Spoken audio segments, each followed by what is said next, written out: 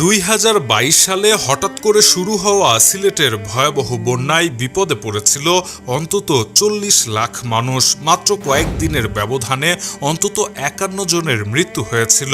ভয়াবহ এই বন্যায় তলিয়ে গিয়েছিল সিলেট এবং সুনামগঞ্জের অন্তত 80% এলাকা।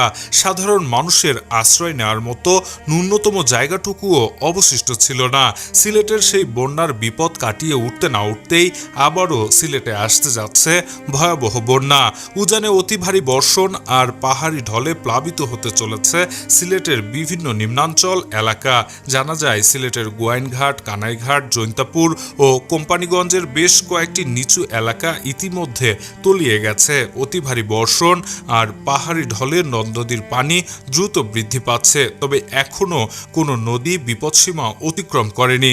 তবে আগামী 24 ঘন্টার মধ্যে নদ নদীর পানি বৃদ্ধি পেয়ে নিম্নাঞ্চল প্লাবিত হতে পারে এবং বন্যা পরিস্থিতির সৃষ্টি হতে পারে। এদিকে সিলেটে আবারও ভয়াবহ বন্যা শুরু হলে এই অঞ্চলের মানুষ ভয়াবহ বিপদে পড়তে পারে।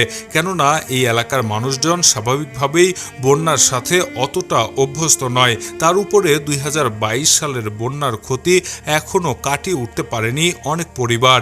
এমন অবস্থায় নতুন করে ভয়াবহ বন্যা শুরু হলে বড় বিপদে পড়ে যাবে সিলেট এলাকার মানুষজন। বিশেষ করে খেটে খাওয়া দিনমজুর এবং নিম্নবিত্ত মানুষের কষ্টের আর শেষ থাকবে না।